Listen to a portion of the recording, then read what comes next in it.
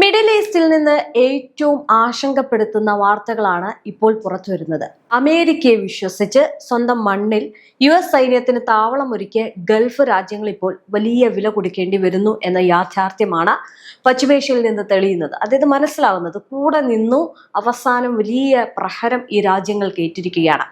ബഹ്റിനിലെ 5ാം fleet നാവിക താവളത്തിന് നേരെയും കുവൈറ്റിലെ അലി അൽ സലൈം വ്യോമ താവളത്തിന് നേരെയും ഇറാൻ നടത്തിയ മാരകമായിട്ടുള്ള ഡ്രോൺ മിസൈൽ ആക്രമണങ്ങൾ കേവലം അല്ലെങ്കിൽ അമേരിക്കയെ മാത്രമല്ല ഈ രാജ്യങ്ങളെ കൂടിയാണ് പ്രതിസന്ധിയിലാക്കിയിരിക്കുന്നത്. US സൈനിക താവളങ്ങൾക്ക് മാത്രമാണ് ആക്രമണം സംഭവിച്ചത്. അതുകൊണ്ട് അമേരിക്കയെ മാത്രമേ ഇത് ബാധിക്കൂ എന്നുള്ളതല്ല.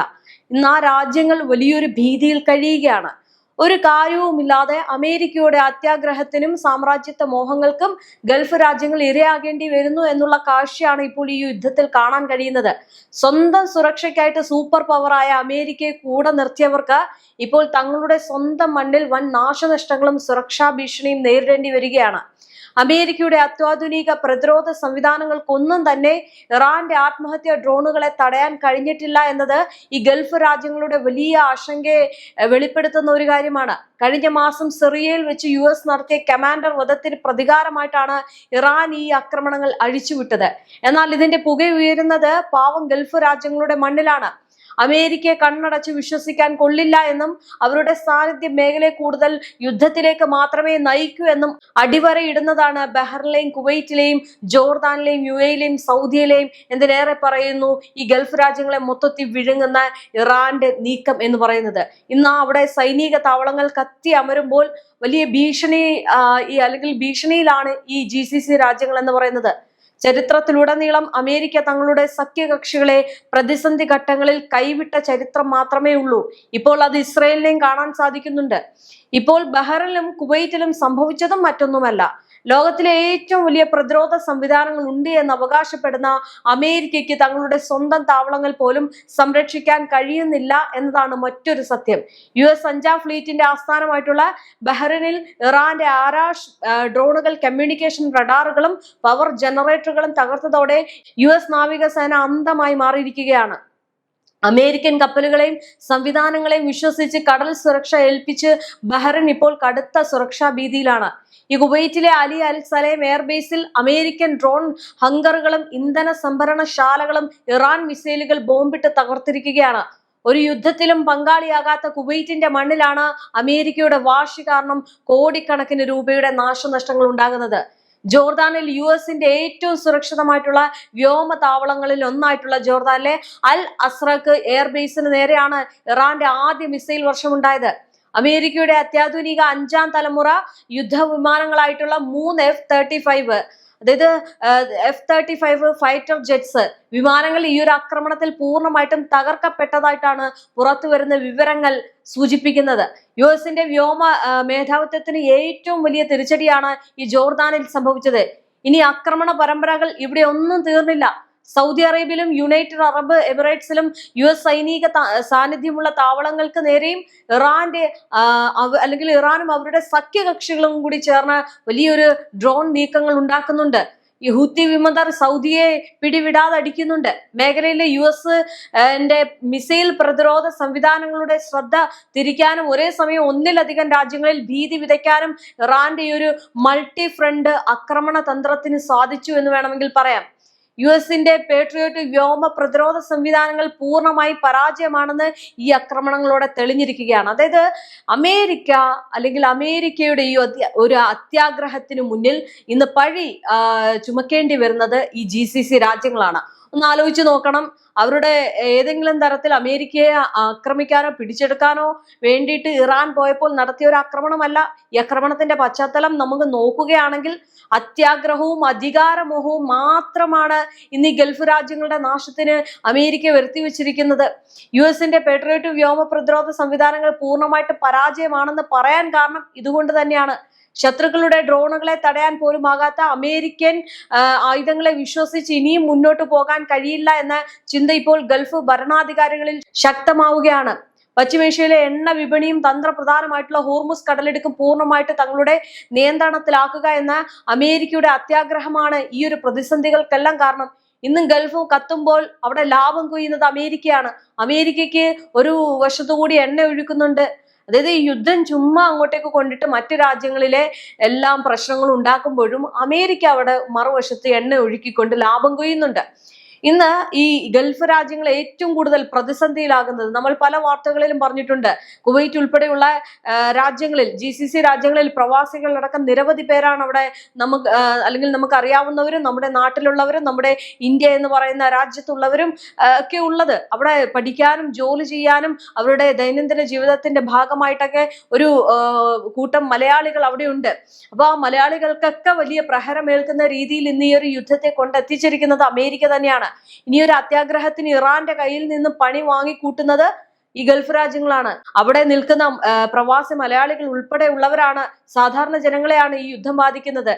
ഇനി സ്വന്തം രാജ്യത്തിന്റെ സുരക്ഷ ഉറപ്പാക്കാനും വലിയൊരു സൈനിക സംരക്ഷണം പ്രതീക്ഷിച്ചുമാണ് കുവൈറ്റും ബഹ്റൈനും ഉൾപ്പെടെയുള്ള ഗൾഫ് രാജ്യങ്ങൾ തങ്ങളുടെ മണ്ണിൽ അമേരിക്കയ്ക്ക് താവളമൊരുക്കാൻ അനുവാദം നൽകിയത്.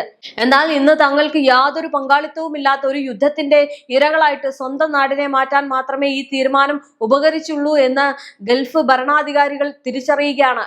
അമേരിക്കയുടെ അത്യാഗ്രഹത്തിന് ഗൾഫ് രാജ്യങ്ങൾ ഇറാന്റെ കയ്യിൽ നിന്ന് കടുത്ത പണി വാങ്ങിക്കൂട്ടുന്ന കാഴ്ചയാണ് കാണുന്നത്. ലോകത്തിലെ ഏറ്റവും മികച്ച വ്യോമ പ്രതിരോധ സംവിധാനങ്ങൾ, പേട്രിയറ്റ് മിസൈലുകൾ തങ്ങളുടെ താവളങ്ങളിൽ സ്ഥാപിച്ചിട്ടുണ്ട് എന്നായിരുന്നു അമേരിക്കയുടെ അവകാശവാദം. എന്നാൽ ഇറാന്റെ ഈ സദാ ഡ്രോണുകൾക്ക് മുന്നിൽ ഈ കോടിക്കണക്കിന് രൂപയുടെ അമേരിക്കൻ ആയുധങ്ങൾ പൂർണ്ണമായിട്ടും പരാജയപ്പെട്ടു, തവിട് പൊടിയായി. തങ്ങളുടെ സ്വന്തം താവളങ്ങൾ പോലും സംരക്ഷിക്കാൻ കഴിയാത്ത അമേരിക്കയെ വിശ്വസിച്ച് ഇനി എങ്ങനെ മുന്നോട്ട് പോകുമെന്ന ചോദ്യം ഗൾഫ് രാജ്യങ്ങളിൽ ശക്തമായി കഴിഞ്ഞു. ഈ വലിയ സുരക്ഷാ പ്രതിസന്ധിക്ക് പിന്നാലെ തന്നെ പ്രധാന വില്ലൻ എന്ന് പറയുന്നത് ഇസ്രയേലാണ്. അങ്ങനെ ഒരു യാഥാർത്ഥ്യം കൂടി അവിടെ പൂർണ്ണമായിട്ട് പുറത്തു വരുന്നുണ്ട്. ഈ പശ്ചിമേഷ്യയിൽ ഇസ്രയേലിന്റെ അധിനിവേശ താല്പര്യങ്ങൾ സംരക്ഷിക്കാനും ഇറാന്റെ സൈനിക ശക്തിയെ തളയ്ക്കാനും വേണ്ടിയാണ് അമേരിക്ക ഗൾഫ് രാജ്യങ്ങളെ കരുവാക്കുന്നത്.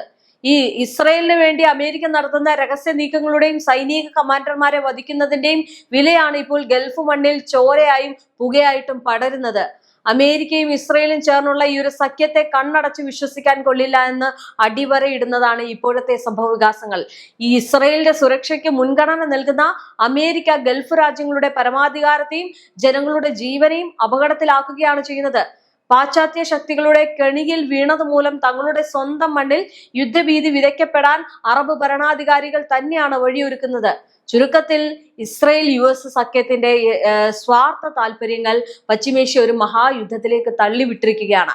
വരും ദിവസങ്ങളിൽ അമേരിക്കയും ഇസ്രയേലും ചേർന്ന് ഇറാന് നേരെ ശക്തമായിട്ടുള്ള പ്രത്യാക്രമണത്തിന് മുതിർന്നാൽ അതിന്റെ പ്രത്യാഘാതം അനുഭവിക്കേണ്ടി വരിക ഈ ഗൾഫ് രാജ്യങ്ങളായിരിക്കും. മേഖലയിലെ എണ്ണ വിപണിയും ജനജീവിതത്തെയും പൂർണ്ണമായിട്ടും തകർക്കാൻ പോകുന്ന ഈ ഒരു വലിയ പ്രതിസന്ധിക്ക് കാരണക്കാരായ അമേരിക്കയെ ഗൾഫ് മണ്ണിൽ നിന്ന് പുറത്താക്കാതെ ഈ രാജ്യങ്ങൾക്ക് ഇനി രക്ഷയില്ല എന്നാണ് നിലവിലെ സാഹചര്യങ്ങൾ തെളിയിക്കുന്നത്. മാത്രമല്ല, തങ്ങളുടെ മണ്ണിൽ വൻ സ്ഫോടനങ്ങളും തീപിടുത്തവും ഉണ്ടാകുമ്പോൾ പ്രാദേശിക ജനവിഭാഗങ്ങൾ കടുത്ത ഭീതിയിലാണ്. തങ്ങൾ യാതൊരു പങ്കുമില്ലാതെ യുദ്ധത്തിന്റെ ഇരകളായിട്ട് മാറുമോ എന്ന ഭയം ഇപ്പോൾ വലിയ രീതിയിൽ തന്നെ ഉണ്ടാകുന്നുണ്ട്. കാരണം അത്രയ്ക്ക് വലിയ തിരിച്ചടിയാണ് ഇറാന്റെ ഭാഗത്തു നിന്നുണ്ടാകുന്നത്.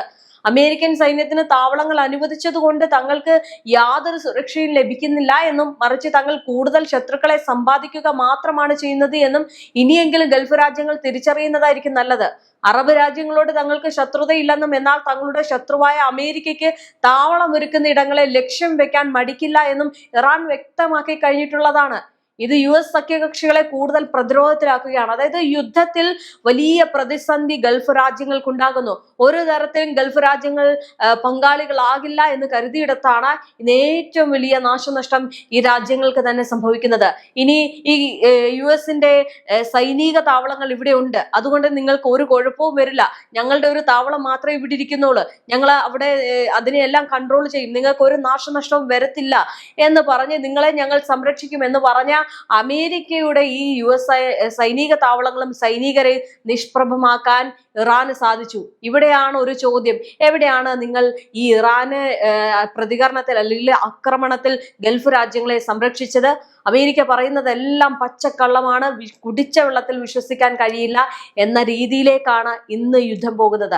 ഒരു കാര്യം പറയാം, ഫെബ്രുവരി 28-ന് ഇസ്രയേലും അമേരിക്കയും കൂടി ചങ്കും കരളുമായിട്ട് ചേർന്നുകൊണ്ട് ഇറാനെ തീർക്കാൻ ഒരുക്കിയ ഒരു അത്യാഗ്രഹ യുദ്ധം, അതായത് അധികാരവും പണവും മോഹിച്ച് ചെയ്ത് നടത്തിയ ഒരു യുദ്ധം ഇന്ന് അനുഭവിക്കേണ്ടി വരുന്നത് ഗൾഫ് രാജ്യങ്ങളാണ്. ഈ ഗൾഫ് രാജ്യങ്ങളെ സംബന്ധിച്ചിടത്തോളം അവർക്ക് യാതൊരു പ്രശ്നമോ ശത്രുതയോ നിലവിൽ ഈ പറയുന്ന ഇറാനുമായിട്ട് ഉണ്ടായിരുന്നില്ല. പക്ഷെ ഇപ്പോൾ ആക്രമണങ്ങൾ കടുക്കുമ്പോൾ അവർക്ക് പ്രതിരോധിക്കുകയും തിരിച്ചടിക്കുകയും അല്ലാതെ വഴിയില്ല.